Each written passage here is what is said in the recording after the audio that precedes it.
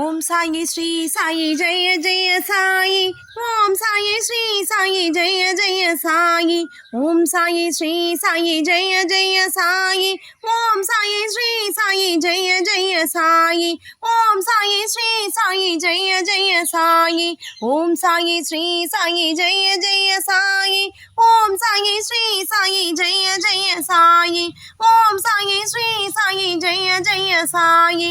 ஓம் சாயி ஸ்ரீ சாயி ஜெய ஜெய சாயி. ஓம் சாயி ஸ்ரீ சாயி ஜெய ஜெய சாயி. ஓம் சாயி ஸ்ரீ சாயி ஜெய ஜெய சாயி. ஓம் சாயி ஸ்ரீ சாயி ஜெய ஜெய சாயி. ஓம் சாயி ஸ்ரீ சாயி ஜெய ஜெய சாயி. ஓம் சாயி ஸ்ரீ சாயி ஜெய ஜெய சாயி. ஓம் சாயி ஸ்ரீ சாயி ஜெய ஜெய சாயி. ஓம் சாயி ஸ்ரீ சாயி ஜெய ஜெய சாயி. राम राम जय राजा राम. राम राम जय सीता राम. राम राम जय राजा राम. राम राम जय साई राम. राम राम जय राजा राम. राम राम जय सीता राम. राम राम जय राजा राम. राम राम जय साई राम. राम राम जय राजा राम. राम राम जय सीता राम. राम राम जय राजा राम. राम राम जय साई राम. இதுக்கு பேர் தான் நாம சங்கீர்த்தனம். என்ன பண்ணணும்னா ஒவ்வொரு நாளும் ஒரு அரை மணி நேரம் வீட்டில் எல்லாரும் சேர்ந்து உட்காந்து நம்ம நாடு நல்ல நிலைமைக்கு வரணும்னு வேண்டுங்க.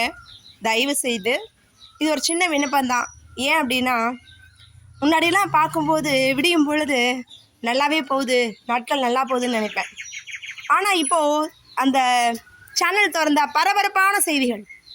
இன்றைக்கி என்னெல்லாம் நடக்குது பாருங்க, சட்டசபையில் என்ன நடக்குது, உடனே இவங்க மக்கள் கோரிக்கை இப்படிலாம் வருது. எல்லாருமே என்ன பண்ணுவோம், மொபைலில் பார்த்துட்ருக்கோம், டிவியில் பார்த்துட்ருக்கோம்.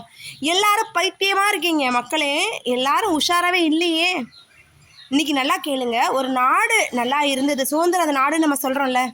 நான் சென்னையில் 25 வருஷம் இருந்திருக்கிறேன் சரிங்களா. அந்த 25 வருட காலங்களில் தனியாக போயிருக்கேன். திருவண்ணாமலையில் இதே கொரோனா பீரியடில் நான் ஒரு ஆள் தனியாகவே போவேன், தனியாகவே வருவேன். என்னை யாரும் கேட்க மாட்டாங்க, எந்த ஒரு டிஸ்டர்பன்ஸுமே கிடையாது. இன்றைக்கி சொல்கிற மாதிரி அந்த பெண் சுதந்திரம் எல்லாமே இருக்கப்பட்டுச்சு சரியா. ஆனால் இன்றைக்கி ஒரு சதி பண்ணியிருக்காங்க. என்ன சதி தெரியுமா? மக்கள் டிஎம்கே சரியில்லை. இது யார் செய்த சதி, யார் செய்த சூழ்ச்சியோ அந்த மனிதன் மறைமுகமாக செய்யப்பட்ட அந்த மனிதனுக்கு அந்த ஆயுதம் மக்களில் ஒரு மாயையில் கட்டி இழுத்துருக்குல்ல, சினிமாங்கிற ஒரு மோகம். அந்த மோகம் உடைக்கப்படணும் சரிங்களா. நம்ம சினிமாவில் தான் சுவாமியை பார்த்தோம், சினிமாவில் தான் நம்ம ஜாதிகளை பார்த்தோம், சினிமாவில் தான் கொடுமைகளை பார்த்தோம். ஆனால் ரியல் லைஃப்பில் நம்ம ஃபேஸ் பண்ண சேலஞ்சஸ் எவ்வளோ உங்களுக்கு எல்லாருக்குமே தெரியும் தானே. என் மனசோட வலி அதிகம் சரிங்களா. ஒரு நல்ல தலைவர்களும் ஒரு நல்ல நாடு நல்ல தலைவர்களை இழக்கவே கூடாது. அது சினிமாத்துவமா கட்சியத்துவமா அது எங்கே போய் அழிவிட நம்ம நாடை கொண்டு போய் சேர்ந்ததுன்னா கேள்விக்குறியான வாழ்க்கை. இதை நான் ஏன் வருத்தப்பட்டு இன்றைக்கி சொல்கிறேன்னா, என் மனசில் ஆழமான ஒரு வலி உண்டு.